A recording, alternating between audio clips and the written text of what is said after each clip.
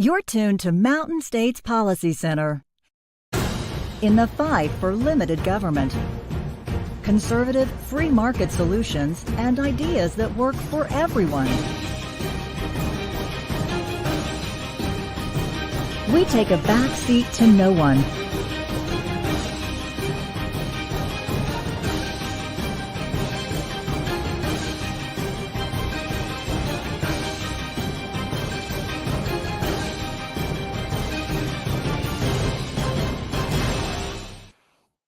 It's time for Peak Policy from Mountain States Policy Center.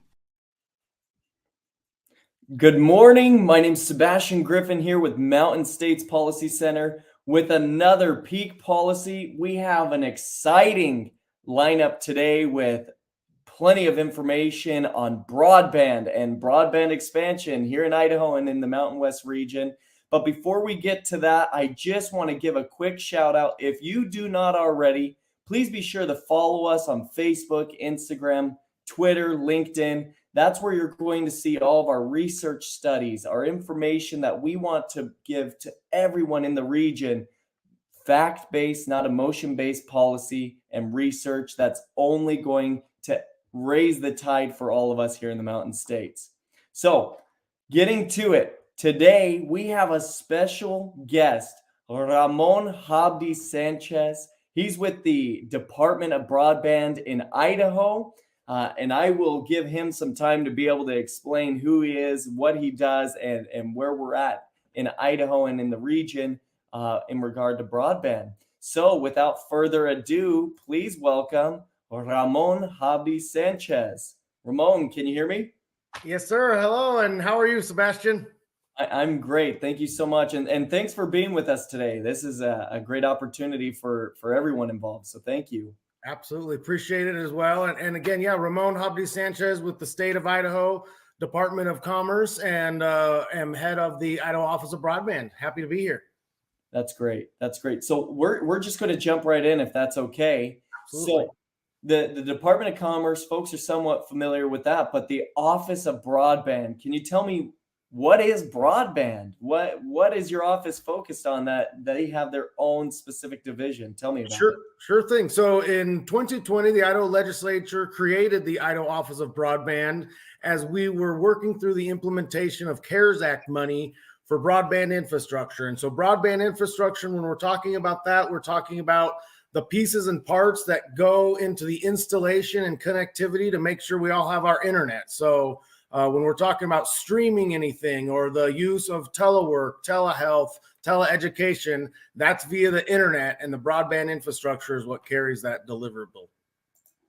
That's great. That's a great explanation. And just to bring an extra level of clarity, because some folks don't know, is this the wired stuff? Is it wireless? Where is the connectivity happening from?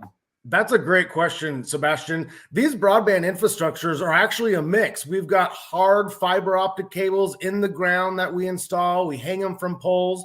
And then we also work extensively with fixed wireless solutions. So we're using towers and satellites to bounce internet as well.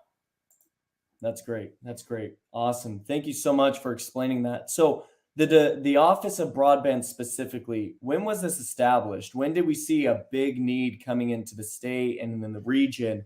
Because it's just exploded. Being somebody who's been doing the research within the last 5 or 10 years, it's just gone leaps and bounds in the sense of the industry and innovation. So could you tell me about here in Idaho specifically? Absolutely. That's a great point, Sebastian. So really, we started working on strategy around broadband infrastructure, internet connectivity in about 2018, 2019. The governor's office put together a task force to explore what this would look like and what kind of investment would be needed. And then shortly after that, we started seeing federal programs significantly investing. And so I mentioned the CARES Act. Then it was followed by ARPA dollars, Capital Projects Fund, and then quickly followed by the BEAD program as well. So you had 3 significant federal programs. And then in the state of Idaho, as the board created the office, the following year they created the Idaho Broadband Advisory Board in 2021. And at that point, they also allocated $35 million of state funds. So you can see there was just this kind of ongoing investment, both at the federal and state level, really ever since 2019. So 2019 was really when it started to kick off, and this focus at least came to Idaho, and we were seeing a need and a shift here in the state. Yeah, I think that's fair to say. I would say back in 1819, when we were working on the task force, no one quite had the foresight that we were going to have hundreds and hundreds of millions of dollars. I mean, I think that was kind of pie in the sky. So to be realizing that, 3, 4, 5 years later, it's really exciting. Yeah, that's great. And I love that. We see a need here in Idaho, and I'm from Idaho. I'm an Idahoan, so any chance I get, I try and toot Idaho's horn. Idaho Office of Broadband is doing leaps and bounds compared to other states, especially being more of a rural state. How do you see our rural connectivity as well as some urban in the valley being able to reach the full state to have those capabilities, as you said, in healthcare and in commerce and so on? Absolutely. So that's a great question. I mean, right off the top, the Department of Commerce has a history of administering both state and federal grants of all different types and all different sizes and scopes. And so really is a great fit for the Idaho Office of Broadband, as we are a heavily grant-based program. When it comes to us enjoying some success, it really has been a lot about engaging the people that are on the ground level. We're talking about grassroots participation, engagement from not only internet service providers, but local community leaders, local jurisdictional leaders, representation from our educational institutions, and then also the general public. And so we've done a really good job of trying to bring people together and spending our time and resources on collaborating as much as possible. That's great. I love it. Thank you so much for that explanation. So real quick, we're gonna hop to a quick little ad for Mountain States Policy Center, the region's newest think tank, and we'll be right back with Ramon. It's been said that politics is nothing more than a maelstrom of scrambling interests. The Irish in the 19th century. Spare me. We will not yield to the gentleman, and the gentleman will observe regular order. How does she facilitate it? What's she weathering? The fighting is the worst when we're debating the politics rather than the policy. That's why Mountain States Policy Center has never been more important than now. At Mountain States Policy Center, we're in the idea business, and we put free markets first. Free markets are the most revolutionary force for change the world has ever known. The government does not create prosperity, our citizens do. Free markets first means putting families, children, small businesses first. Free markets first means doing everything possible to arrive at solutions that come from you rather than from the government. Our organization is unlike any other in the country, fighting for free markets in 4 states instead of just 1. Because we're connected, a bad policy in one state eventually makes its way to another. Tens of thousands of our fellow citizens are moving here, trying to escape bad policies from other states. But when they get here, what will they find? And who will they listen to? Mountain States Policy Center is that voice. Facts and data without the drama. We're here to support freedom and choice. Small business freedom, education choice, and limited transparent government. We are here as a beacon of truth, and we will never be afraid to fight for what is true. The fans of socialism are loud. Big government policies seem unending. Saving the country means putting free markets first. And that's exactly what we'll do at Mountain States Policy Center. We hope you'll join us. You're tuned to Mountain States Policy Center. Welcome back. If you weren't with us in the very beginning, I'm here with Ramon Hobddey-Sa, and we're discussing broadband, specifically in Idaho, and the major leaps and bounds that they're making to make sure connectivity happens, not only in the valley, not only in the state, but within the region. Please welcome back Ramon. Hi, Ramon. How are you? Doing great. Good. So just jumping right back into it, you were mentioning since 2018, 2019, we've seen this boom. So specifically, can you kind of go into the details of federal funding? Because obviously when there's an industry that's booming, Congress and the people in Washington, D.C. take notice, and they understand that there's investment needs. Have we seen exponential amounts of dollars focused on this? Is this an important topic for the folks in DC? It really has been, Sebastian, and it's gone through a couple presidential administrations as far as the investments being made at the national level. We'll kind of see on administering is capital projects fund money. So this was via ARPA, and the state was allocated $120 million for broadband infrastructure and internet connectivity. And so we've been working with our stakeholders, ISPs, and the Idaho Broadband Advisory Board since the beginning of this calendar year to put ourselves in position of selecting projects. And so we're just about the final stages of that process and get those monies rolling and looking at connecting tens of thousands of homes with that particular federal set of dollars. That's great. So you mentioned that there's all these projects, and I'm sure there's numerous amounts of projects looking for access to these funds. What is your department looking for to say, okay, are they shovel ready? And that's a phrase I know that's kicked around a lot. What is kind of the requirements for these groups trying to grab onto some of these funds to get it off the ground? That's a great question, Sebastian. So I would say, generally speaking, the approach in Idaho has been create grants that establishes a level playing field for our small independent ISPs, the medium size, all the way up to our Fortune 500 companies. And so by creating that level playing field, we've seen just really good competition in terms of the quality of applications and proposals coming forward.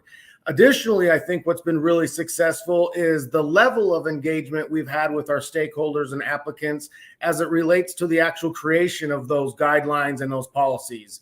Numerous comment periods, always going through the Idaho Transportation Board for their authority and following, all the open access meeting type regulations that we have here in Idaho. And so really proud of that work that we do on the front end to make sure our policies and guidelines are in the best interest of everyone involved.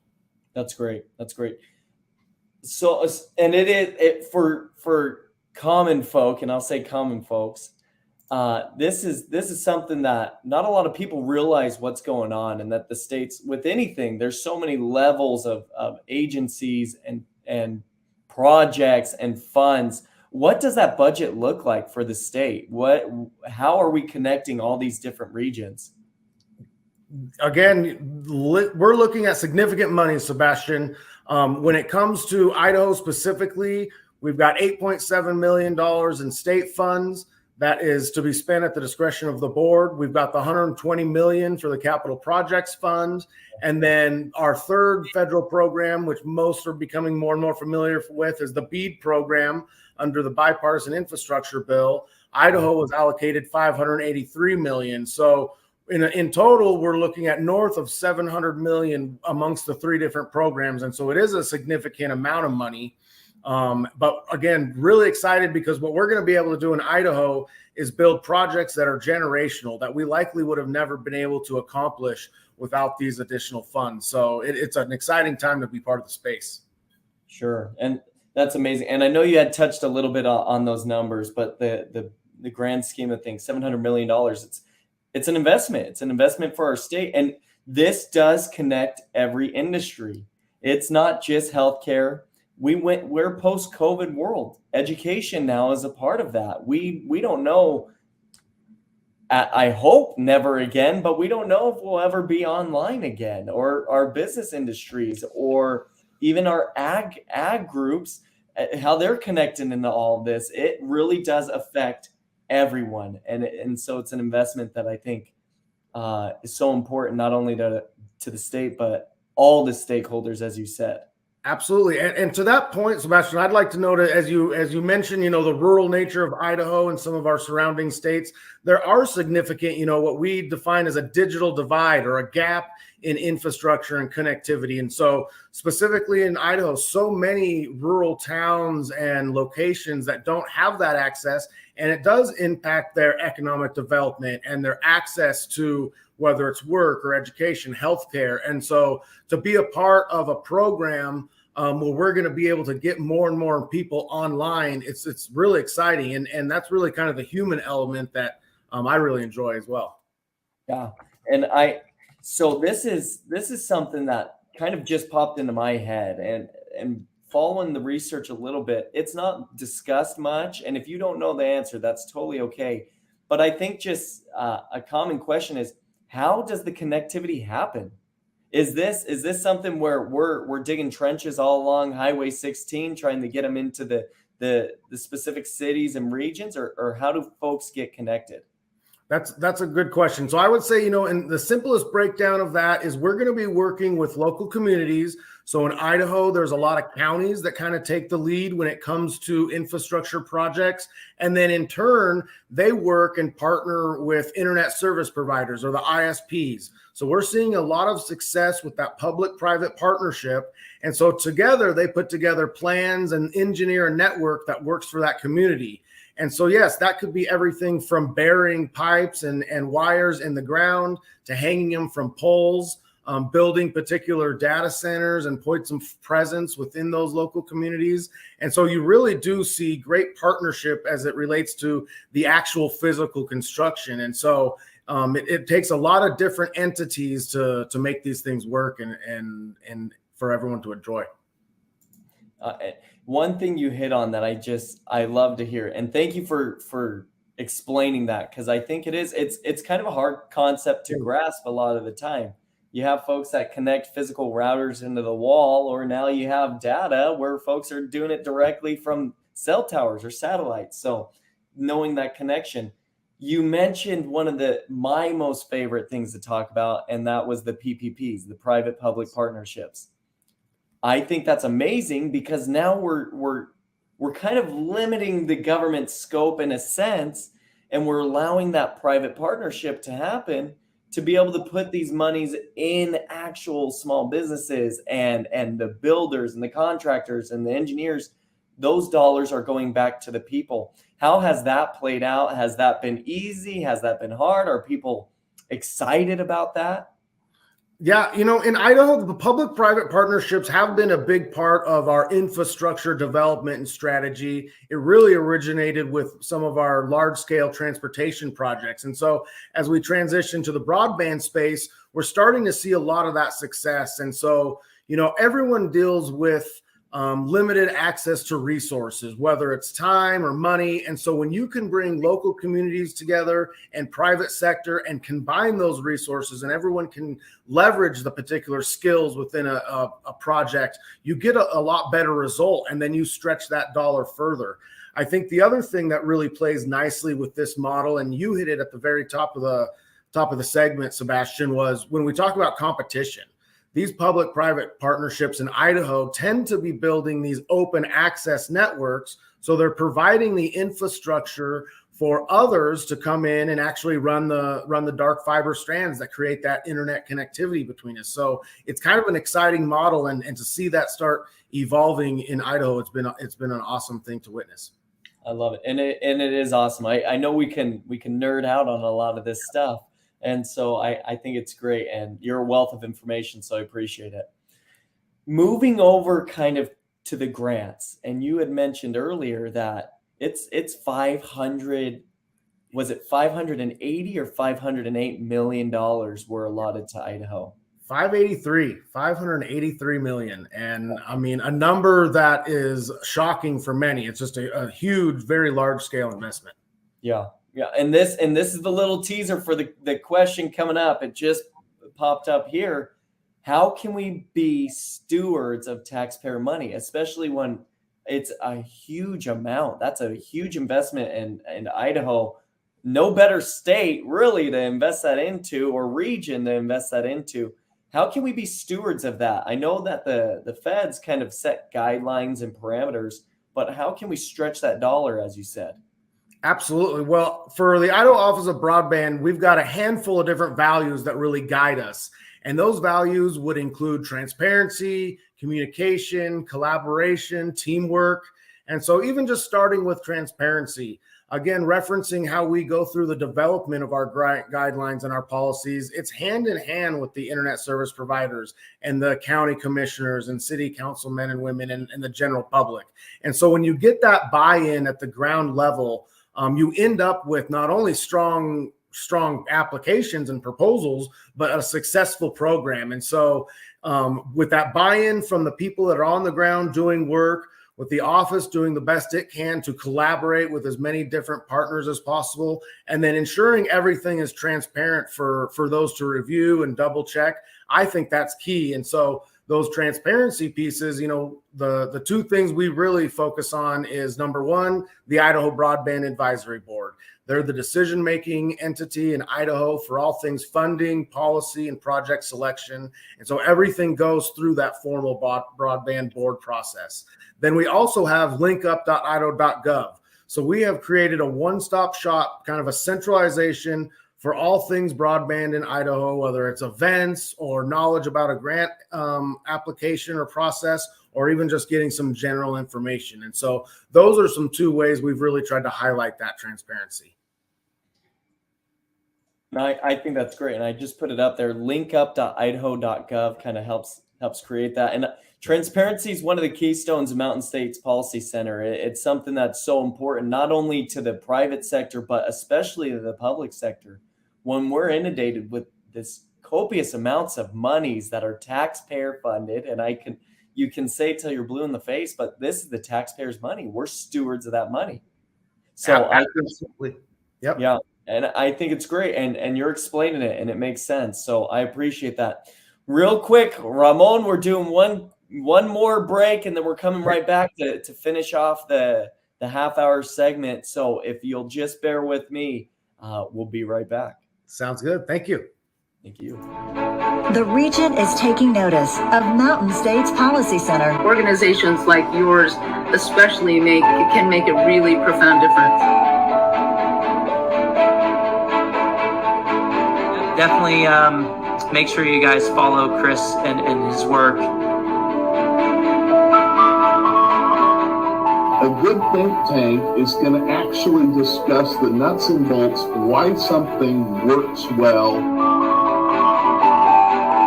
I like the way you're going about this, where you're viewing that this is an educational enterprise. And join the nation's fastest growing free market think tank at mountainstatespolicy.org.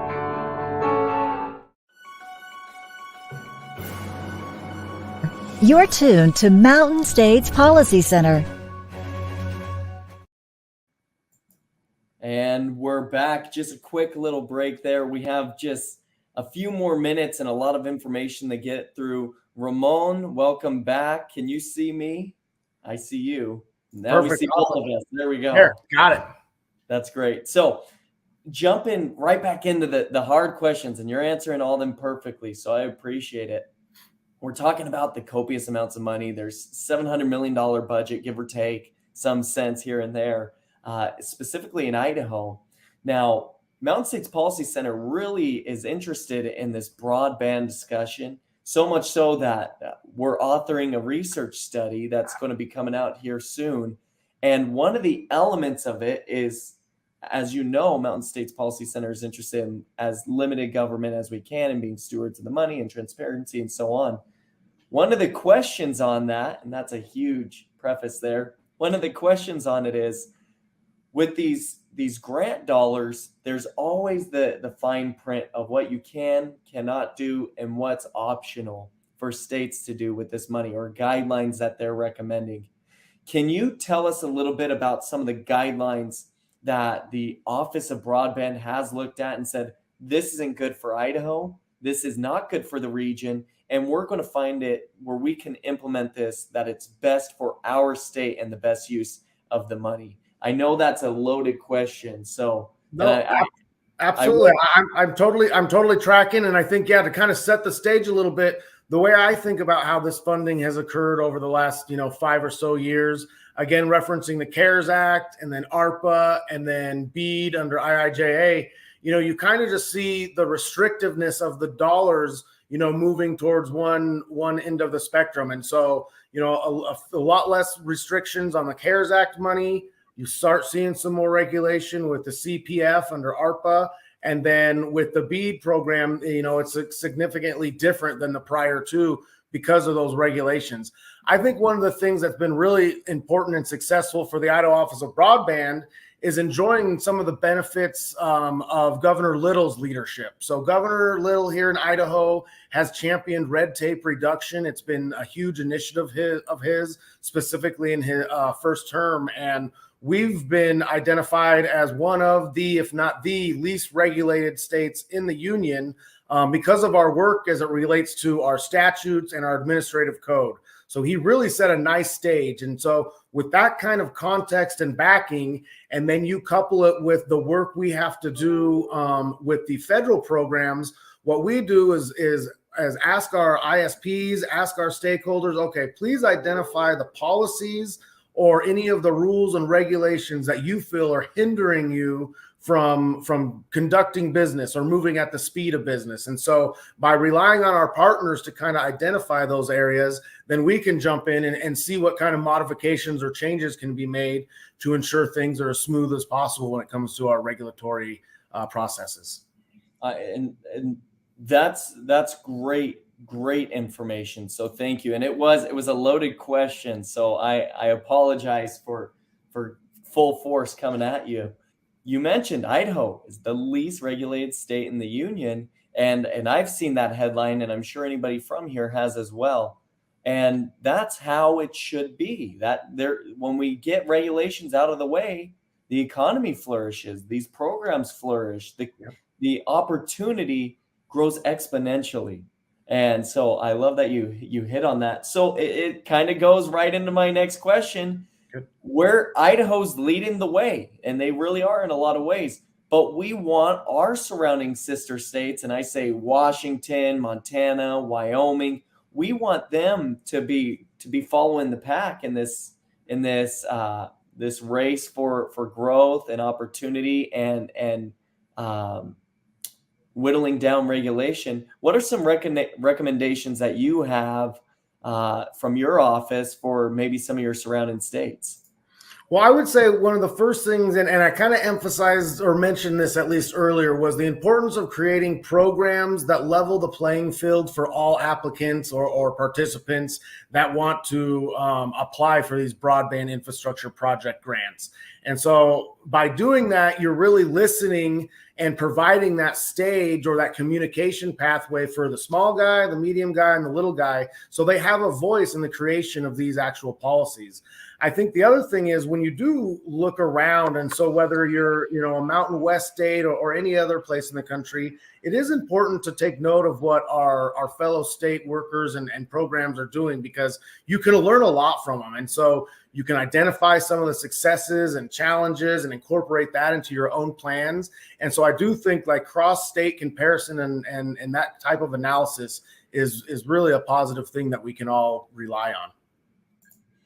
That's great. I love it. So kind of coming to the close, the question for me is, with $700 million, that's a lot of money, but it can go really quick. And hopefully when we're doing it right, it will be quick to be able to connect these areas of the state that haven't had this opportunity before. And that's the purpose that I believe, from what I've seen, Idaho's one of the states that are kind of behind the game in the sense of connectivity, because we are such a huge rural state. What's the timeline for implementing these funds and getting these projects really rolling to see almost a full connected state when it comes to broadband?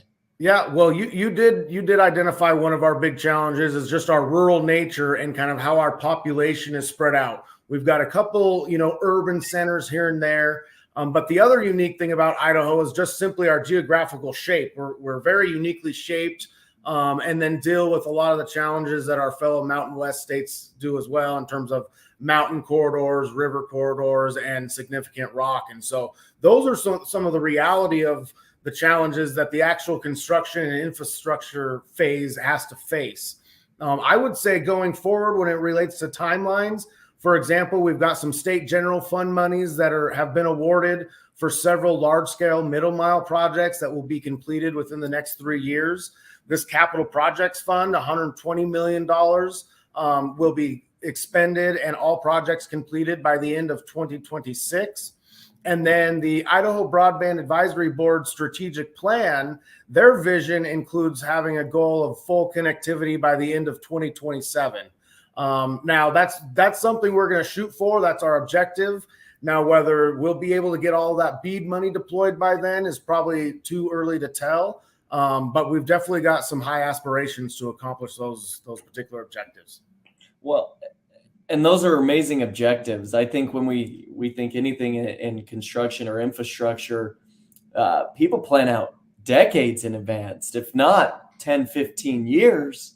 And this is something that they want to have implemented within the next 3.5 years. So I think that's a great goal. It's something to be expected from our state, and I'm glad we're leading the way in the region.